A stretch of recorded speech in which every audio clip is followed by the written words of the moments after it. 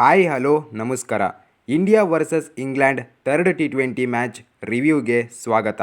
Finally England ಈ ಮ್ಯಾಚ್ನ ಗೆದ್ದು ಸೀರೀಸ್ನ ಜೀವಂತವಾಗಿ ಇಟ್ಕೊಂಡಿದ್ದಾರೆ. ಈ ಮ್ಯಾಚಲ್ಲಿ ಇಂಗ್ಲೆಂಡ್ ಒಳ್ಳೆ ಫೈಟ್ ಕೊಟ್ಟರು. ಅವರ ಬಾಲರ್ ಸಖತ್ತಾಗಿ ಬಾಲಿಂಗ್ ಮಾಡಿದ್ರು. ಎಸ್ಪೆಷಲಿ ಆದಿಲ್ ರಶೀದ್ ಮತ್ತು ಓವರ್ಟನ್ ಚೆನ್ನಾಗಿ ಬಾಲಿಂಗ್ ಮಾಡಿದ್ರು. ನಮ್ಮ ಇಂಡಿಯಾ ಮಿಸ್ಟೇಕ್ ಮಾಡಿದ್ದು ಎಲ್ಲಪ್ಪ ಅಂದರೆ ಅದು ಬ್ಯಾಟಿಂಗ್ ಆರ್ಡರಲ್ಲಿ. ಜುರೆಲ್ ಸ್ವಲ್ಪ ಬೇಗ ಬರಬೇಕಿತ್ತು. ಅಕ್ಷರ್ ಪಟೇಲ್ ಕೂಡ ಮೇಲೆ ಬರಬೇಕಿತ್ತು. ವಾಷಿಂಗ್ಟನ್ ಸುಂದರ್ ಬೇಗ ಕಳಿಸಿದ್ದು ಮಿಸ್ಟೇಕ್ ಆಯಿತು, ಬ್ಯಾಕ್ ಫೈರ್ ಆಯಿತು. ಈ ಮ್ಯಾಚಲ್ಲಿ ಟಾಸ್ ಗೆದ್ದಿದ್ದು ಇಂಡಿಯಾ. ಕಂಟಿನ್ಯೂಯಸ್ ಆಗಿ ಟಾಸ್ ಗೆಲ್ತಾನೆ ಬರ್ತಿದೆ. ಈ ಮ್ಯಾಚಲ್ಲೂ ಕೂಡ ಬಾಲಿಂಗ್ನ ಚೂಸ್ ಮಾಡಿದ್ರು ನಮ್ಮ ಟೀಮ್ ಇಂಡಿಯಾ.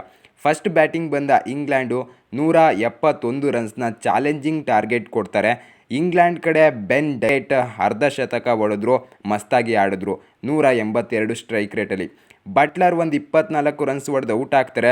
ಬಟ್ ಲಾಸ್ಟಲ್ಲಿ ಲಿವಿಂಗ್ಸ್ಟನ್ ಕೊನೆವರೆಗೂ ನಿಂತ್ಕೊಂಡು ಒಂದು ಒಳ್ಳೆ ಡೇಂಜರಸ್ ಬ್ಯಾಟಿಂಗ್ ಆಡಿದ್ರು ಅಂತಲೇ ಹೇಳಬೇಕು. ಲಿಯಾಮ್ ಲಿವಿಂಗ್ಸ್ಟೋನು 43 ರನ್ಸ್ನ 24 ಬಾಲಲ್ಲಿ ಹೊಡೆದ್ರು. ಅದರಲ್ಲಿ 5 ಸಿಕ್ಸ್ ಕೂಡ ಇತ್ತು. ನಮ್ಮ ಬಾಲಿಂಗ್ ಕಡೆ ಬರೋದಾದರೆ ವರುಣ್ ಚಕ್ರವರ್ತಿ ಬೆಂಕಿಯಾಗಿ ಬಾಲಿಂಗ್ ಮಾಡಿದ್ರು. 5 ಫಾರ್ನ ಕೂಡ ತೊಗೊಂಡ್ರು ಮತ್ತು ಪ್ಲೇಯರ್ ಆಫ್ ದಿ ಮ್ಯಾಚ್ ಕೂಡ ಆದರು. ಸೊ 172 ರನ್ಸ್ ಚೇಸ್ ಮಾಡ್ತಾ ಬಂದ ಇಂಡಿಯಾ ಬ್ಯಾಟರ್ಸು ಚೇಸ್ ಮಾಡೋದ್ರಲ್ಲಿ ಎಡವಿದ್ರು. ಸಂಜು ಸ್ಯಾಮ್ಸನಿಂದ ಮತ್ತೆ ಡಿಸಪಾಯಿಂಟಿಂಗ್ ಪರ್ಫಾರ್ಮೆನ್ಸ್ ಬಂತು. ಅಭಿಷೇಕ್ ಶರ್ಮಾ ಚೆನ್ನಾಗಿ ಸ್ಟಾರ್ಟ್ ಮಾಡಿದ್ರು, ಬಟ್ ಅದನ್ನು ಕನ್ವರ್ಟ್ ಮಾಡಲಿಲ್ಲ. ನಮ್ಮ ಸೂರ್ಯಕುಮಾರ್ ಕೂಡ ಮತ್ತೆ ಬೇಗ ಔಟ್ ಆದರು. ತಿಲಕ್ ವರ್ಮಾ ಕೂಡ 18 ರನ್ಸ್ನ ಹೊಡೆದು ಔಟ್ ಆದರು. ಹೌದು, ಹಾರ್ದಿಕ್ ಪಾಂಡ್ಯ ಕೊನೆವರೆಗೂ ನಿಂತ್ಕೊಂಡ್ರು, ಗೆಲ್ಲಿಸ್ತಾರೆ ಅಂತ ನಂಬಿಕೆ ಇತ್ತು. ಬಟ್ ಲಾಸ್ಟ್ 2 ಓವರ್ ಇದ್ದಾಗ ಅವರು ಕೂಡ ಔಟ್ ಆದರು.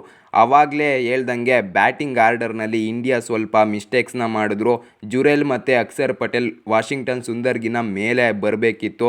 ಬೇಗ ತಂದಿದ್ರೆ ಏನಾದರೂ ಮಾಡ್ಬೋದಿತ್ತು.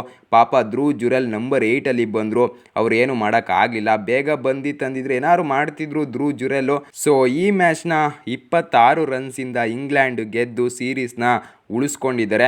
ನೋಡೋಣ, ಇನ್ನೂ 2 ಮ್ಯಾಚ್ ಬಾಕಿ ಇದೆ. ಇಂಡಿಯಾ 1 ಮ್ಯಾಚ್ ಗೆದ್ದರೂ ಸಾಕು. ಈ ಮ್ಯಾಚಲ್ಲಿ ಮಾಡಿದ ಮಿಸ್ಟೇಕ್ಸ್ಗಳೆಲ್ಲ ಗೊತ್ತಾಗಿರುತ್ತೆ ಇಂಡಿಯಾಗೆ.